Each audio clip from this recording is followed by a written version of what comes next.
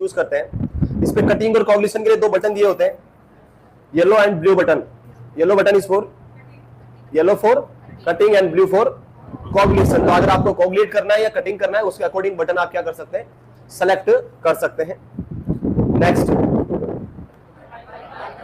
तो ये bipolar forceps है। अगर मोनोपोलर का नहीं आके ये इमेज आता है, इसके पीछे केबल लगता है जो सेम मशीन में लगेगा, इसको हम बोलते हैं बाइपोलर, क्योंकि इसके पास डबल पोल है 1 एंड 2, इसलिए इसको हम क्या बोलते हैं, बाइपोलर फोर्सेप। नेक्स्ट, क्या है ये, infusion pump. Sometime this is also known as, क्या बोलते हैं इसको, इन्फ्यूजन पंप तो सारे ही होते हैं जो इन्फ्यूज करते हैं। This is also known as volumetric infusion pump, इसको हम बोलते हैं volumetric infusion pump. Infusion pump है जो क्या करता है, आपकी वॉल्यूम को मॉनिटर करता है। वॉल्यूमेट्रिक इन्फ्यूजन पंप, इसके थ्रू हम क्या कर सकते हैं, कांस्टेंट वॉल्यूम आप पेशेंट को प्रोवाइड कर सकते हो। फॉर एग्जांपल, आपके पेशेंट को आपको 100 ml पर आवर की रेट पे ही फ्लूइड देना है, इससे कम या ज्यादा नहीं देना है। होता है बहुत बार ऐसा, कार्डियक पेशेंट, रीनल पेशेंट, जिनमें आपको कांस्टेंट अमाउंट देना होता है, कम ज्यादा नहीं होना चाहिए। तो जब नर्सिंग स्टाफ अपने हिसाब से करेगा तो फिर ऊपर नीचे ही होगा, वो कभी फिक्स नहीं होगा। बट हम अगर इसके अंदर देंगे तो आपकी ट्यूबिंग जो है इसके अंदर से होके यहाँ से अंदर जाएगी और यहाँ पे आके इधर बाहर आ जाएगी, और इसको आप पेशेंट के आईवी सेट से कनेक्ट कर दो, जो आपका आईवी लाइन उससे कनेक्ट करेंगे। तो पेशेंट को जितना, जैसे यहाँ मेंशन किया हुआ है 104, तो पेशेंट को 104 ml पर आवर ही मिलेगा। आप इसको जितना चाहिए उतना सेट कर सकते हैं, उसके अकॉर्डिंग क्या मिलेगा, पेशेंट को आईवी फ्लूइड मिलेगा। इसको अपन क्या बोलते हैं, वॉल्यूमेट्रिक इन्फ्यूजन पंप। नेक्स्ट, ये भी एक टाइप का इन्फ्यूजन पंप है, बट ये जो है सिरिंज के थ्रू आपके पेशेंट को फ्लूइड प्रोवाइड करता है, इसलिए हम इसको क्या बोलते हैं, सिरिंज पंप। इसके अंदर ये ऑप्शन दिया हुआ है, इसको आप प्रेस करके जब पुल करेंगे तो पीछे आएगा ये वाला पोर्शन व्हाइट वाला, यहाँ पे लॉक है, इसको ओपन करेंगे, इसके अंदर आप सिरिंज को फिट करेंगे और इधर आपका नंबरिंग आएगा जिससे आप सेट करके रेट आप स्टार्ट कर सकते हैं। तो this is known as syringe pump, क्योंकि सिरिंज के थ्रू आपको एक वॉल्यूम प्रोवाइड कर रहा है। तो ये है आपका सिरिंज पंप। नेक्स्ट, इसके बाद में आगे क्या है, आगे क्या है, जिन्होंने इवनिंग में देखा है वो तो आंसर दे पा रहे होंगे, क्योंकि उनको तो मैंने दिखा दिया, एक बार तो दिखाया था। क्या है name of this instrument.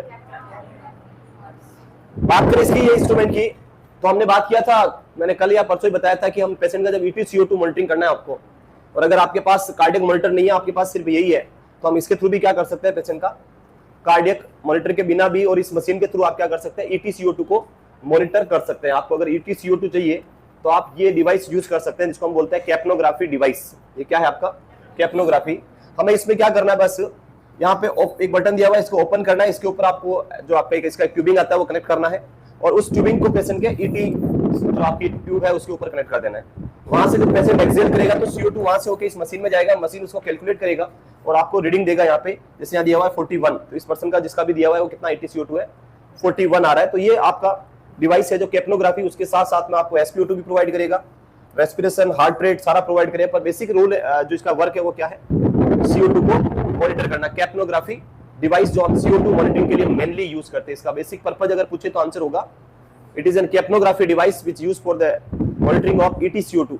Next, ये तो कॉमन सा है, सभी जानते ही है, क्या है, तो it's an oxygen flow meter with humidifier.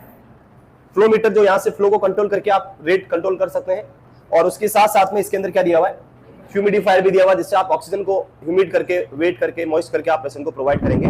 तो it's an flow meter with humidifier, oxygen flow meter with humidifier. O2 flow meter है, उसके साथ साथ में आपको ह्यूमिडिफिकेशन का फंक्शन भी यहाँ पे मिलेगा। नेक्स्ट,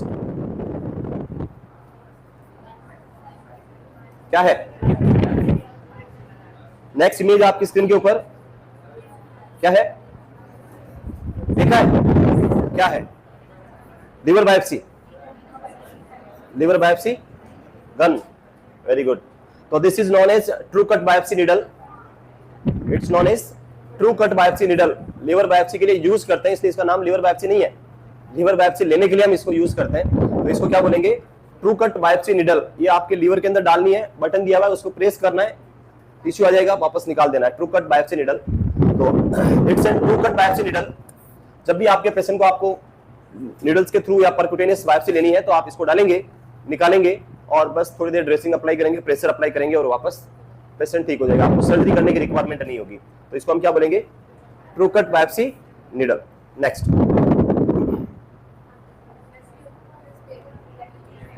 यस, अगला इमेज क्या है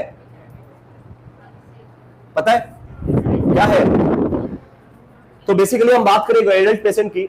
जब आप किसी एडल्ट पेशेंट को देखते हो तो एडल्ट को SpO2 को मॉनिटरिंग करने के लिए आपके पास प्रोब होता है, जिसको आप ऐसे लगा देते हो, रुक जाता है, एडल्ट हटाता ही है। लेकिन जब हम बच्चे की बात करेंगे तो आप प्रोब लगाएंगे तो एक तो प्रोब बड़ा होता है, वो बच्चे के रुकेगा नहीं। दूसरा, अगर रुक भी गया तो बच्चा उसको रुकने देगा नहीं, फेंक देगा। ये आता है जो पीडियाट्रिक पेशेंट के अंदर हमें अगर SpO2 मॉनिटरिंग करनी है तो आपके पास ये प्रोब है, एक ऊपर रहेगा, एक नीचे रहेगा और इसके ऊपर एक रबड़ का बैंड आता है, वो लगा दो या फिर आप टेप आता है वो चिपका दो, तो बच्चा उसको रिमूव नहीं कर पाएगा।